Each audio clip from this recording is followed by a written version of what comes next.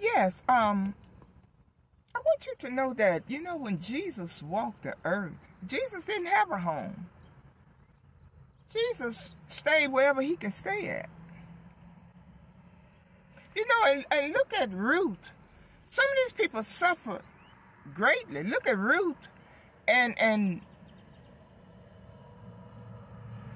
her mother-in-law. It was a famine in the land. And the famine took Naomi out, her husband out, and the 2 sons out. So they had to leave their country, Moab, and move to Bethlehem. Some of these people in the Bible went through hardship. So they went to Bethlehem. That's where Ruth met Boaz over there. But it was such a famine in the land, they had to leave everything and just, left their country. And throughout the Bible, it was famine all over the place. And people had to get up and leave everything. Paul was shipwrecked. The Apostle Paul, he didn't have a home. And when you look in the book of Acts, the apostles depended solely upon those the members coming to, help them, give them food and stuff. But of course, we don't have that today. They got the false prophets they feed. The true prophets, we have to go through extremely suffering. Because the false prophets, they bring in all the money and all the everything to their table. So that's what makes our journey a little more, extreme right now. Praise God. But Jesus didn't have a home. So I don't want nobody to feel sorry for me. Because God knows how to make a way and provide. Job lost everything he had, remember? And I'm sure his wife walked out on him. He lost everything he had. So can you imagine?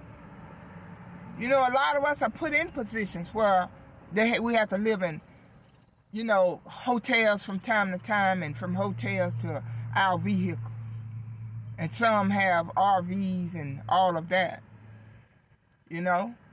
But God is still God, and he's still watching over his chosen ones. He allowed us to be on the forefront. There are forerunners out here.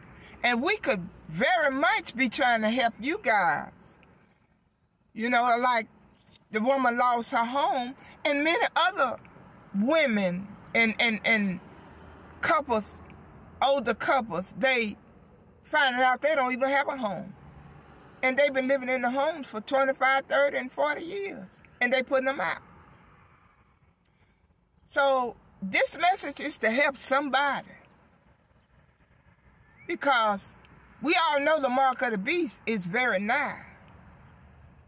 And I began to see the number 44 again. God is showing me 44, the number 44. And the number 44 represent who was the 44th president. Well, the New World Order is really here. They're getting ready to roll. It's already finna come to, to fruition. So God is preparing us to let you all know, those of you that's living in nice homes, those of you living in nice apartments, it may not be yours very soon. Because when they push that, when that mark of the beast is rolled out, you got to take a mark in your right hand or your forehead in order to enjoy and be a part of this new world order that's here. If you're not willing to take the mark and bow down to this beast system, you're in trouble. And there are many moving to the mountains. I'm hearing many living off the grid. God is preparing y'all. This may look crazy. You may be having fun now in your house. You may be having fun in your apartment. But when they roll this thing out and say you got a choice to make, guess what? If you don't get that mark, you're not going to be able to live in these people's apartment. You're not going to be able to live in that home you're living in right now. I know it's a nice home you and your husband just bought. I know it's a nice home you just bought. But when this thing roll out, and when you confront it with, are you going to take this mark or not? You got to make a decision very soon. And I believe that's why God is allowing us to go through what we are going through with, to let you know, hey, we're surviving the best way we know how out here, by grace. Because I know many people ain't going to be able to give up this here stuff when they come and say, well, since you see what's going on, they repossessing people's cars, their vehicles. They ain't asking no questions. Do you have the money or do you not? If you don't, we're going to come and steal it. We're going to take it from you. Same for your house. Older people supposed to be living their golden years in their homes, but they getting put out. So the mark of the beast is here. It is here, y'all. But you may have to make a choice. You're going to have to make a choice. Are you willing to stay where you are and take the mark? Or are you willing to lose what you got to follow Christ? That's the choice you're going to have to make. And many of you are not going to be able to walk with God because you worshiping what you got. You're not going to leave your home. You're not going to leave your apartment. That's why I look at a lot of y'all right now. You having a good time right now. And ain't nothing wrong with having, the Bible says enjoy, your labor. That's true. But we living in an age now, in a time now, they taking stuff from people. They don't care if you work for it. They don't care. They don't care. They coming after people's stuff that they work hard for.